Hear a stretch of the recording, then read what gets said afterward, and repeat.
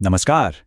चलिए आज एक सफर पर निकलते हैं, रात के आसमान के रहस्यों को सुलझाने और ये जानने की कोशिश करते हैं कि इस इतने बड़े ब्रह्मांड में आखिर हमारी पृथ्वी है कहाँ। तो शुरुआत इस सवाल से करते हैं। सूर्यास्त के बाद आसमान को देखना कितना कमाल का लगता है ना? वो छोटे छोटे टिमटिमाते हुए बिंदु। कभी दिमाग में आया है कि ये असल में है क्या? जब आप पहली बार ऊपर देखते हैं तो शायद एक या दो ही चमकीले डॉट्स दिखते हैं, पर थोड़ी देर बाद जैसे ही आंखों को अंधेरे की आदत होती है, पूरा आसमान अनगिनत छोटी छोटी चमकदार चीजों से भर जाता है। कुछ तो हीरो की तरह टिमटिमाते हैं और कुछ चांद की तरह एकदम शांत स्थिर रोशनी देते हैं।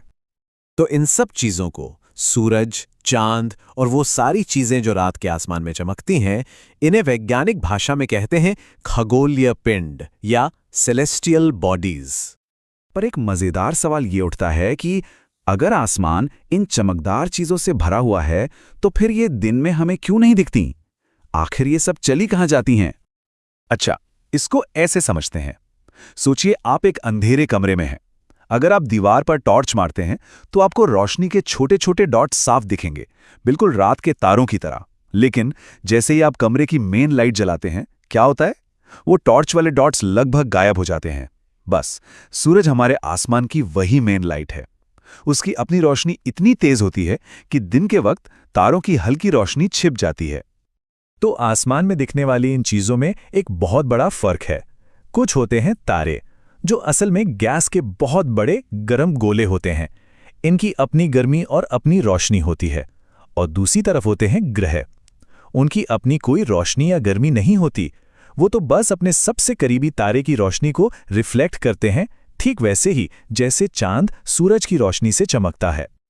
और अब एक कमाल की बात सुनिए, हमारा सूरज वो भी असल में एक तारा ही है। जी हाँ, ये कोई अलग चीज नहीं है, बस वो तारा है जो हमारे सबसे ज्यादा करीब है। इसीलिए तो वो इतना बड़ा और इतना चमकीला दिखता है और हमें इतनी गर्मी और रोशनी देता है। तो सवाल ये है कि अगर सूरज एक तारा है तो बाकी के तारे इतने छोटे छोटे क्यों दिखते हैं? इसका जवाब बहुत सिंपल है। बिल्कुल वैसे ही जैसे आसमान में बहुत ऊंचा उड़ता हुआ हवाई जहाज एक छोटे से खिलौने जैसा लगता है। ये साइज की बात नहीं है, ये दूरी की बात है। वो दूसरे तारे हमसे इतने इतने ज्यादा दूर हैं कि बस छोटे से बिंदु जैसे ही नजर आते हैं। और यहीं से हम आते हैं सौरमंडल पर। इसे सूरज का परिवार समझिए।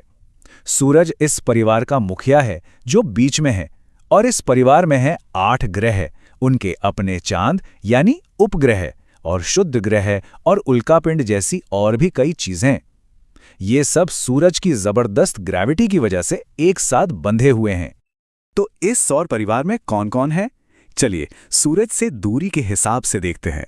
ये हैं 8 ग्रह: बुध, शुक्र, पृथ्वी, मंगल, बृहस्पति, शनि, यूरेनस और नेपट्यून। अब इस ऑर्डर को याद रखना थोड़ा मुश्किल हो सकता है, पर एक बहुत ही आसान ट्रिक है। बस ये एक लाइन याद रख लीजिए: my very efficient mother just served us nuts. इस लाइन में हर शब्द का पहला अक्षर आपको एक ग्रह का नाम बताता है, बिल्कुल लाइन से। है ना मजेदार? अब ये बात बहुत ही दिलचस्प है।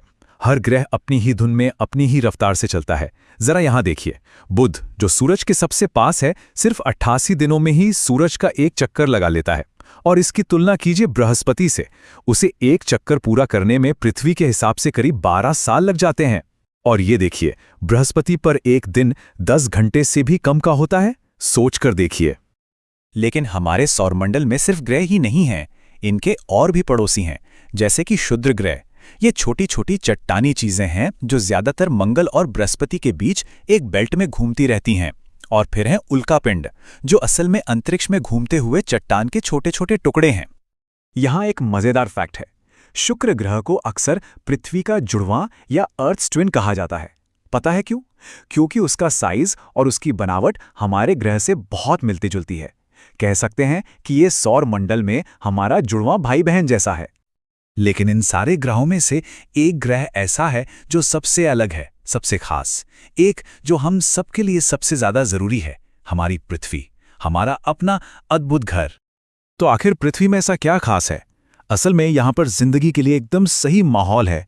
ये गोल्डीलॉक्स जोन में है, मतलब न तो बहुत ज्यादा गर्म ना ही बहुत ज्यादा ठंडा। यहाँ पानी मौजूद है जो जिंदगी के लिए सबसे जरूरी है, और हमारे वायुमंडल में ऑक्सीजन जैसी गैसें हैं जो हमें सांस लेने में मदद करती हैं। बस इन्हीं चीजों की वजह से ये जिंदगी के लिए एक परफेक्ट जगह बन जाती है। और यहाँ जो इतना सारा पानी है उसकी वजह से एक बहुत ही खूबसूरत नज़ारा बनता है। जब एस्ट्रोनॉट्स अंतरिक्ष से पृथ्वी को देखते हैं तो ये एक चमकते हुए नीले कंचे जैसी दिखती है। ऐसा इसलिए है क्योंकि इसकी 2/3 से ज्यादा सतह पानी से ढकी हुई है, और इसीलिए तो इसे ब्लू प्लैनेट यानी नीला ग्रह भी कहा जाता है। अच्छा, अब थोड़ा और जूम आउट करते हैं। हमारा ये पूरा का पूरा सौर मंडल, मतलब सूरज और सारे ग्रह, ये सब मिलकर मिल्की वे गैलेक्सी यानी हमारी आकाशगंगा नाम की एक बहुत बड़ी चीज का एक छोटा सा हिस्सा है। आप आकाशगंगा को अरबों तारों, धूल और गैस के बादलों से बना एक बहुत बड़ा घूमता हुआ शहर समझ सकते हैं। तो चलिए अब इन सबको जोड़कर देखते हैं और ब्रह्मांड में अपना पता ढूंढते हैं। शुरुआत होती है हमसे। हम सब हैं इस प्यारे से ग्रह पृथ्वी पर।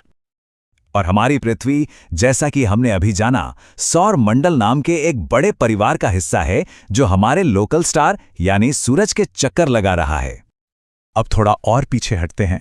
हमारा पूरा सौर मंडल जो हमें इतना बड़ा लगता है वो असल में हमारी आकाशगंगा का बस एक छोटा सा कोना है, अरबों दूसरे तारों के बीच कहीं खोया हुआ। और अब वो बात जो सच में दिमाग घुमा देती है, हमारी आकाशगंगा इस पूरे ब्रह्मांड में मौजूद लाखों, शायद अरबों आकाशगंगाओं में से सिर्फ एक है। सोचिए ये कितना बड़ा होगा। तो इस इतने बड़े, इतने विशाल ब्रह्मांड में हमारा क्या वजूद है? ये जानकर कि हम कितने छोटे हैं, क्या हमें छोटा महसूस करना चाहिए, या फिर इस बात पर हैरान होना चाहिए कि इस अकेले खूबसूरत नीले ग्रह पर जिंदगी कितनी कीमती और अनोखी है? ये सोचने वाली बात है।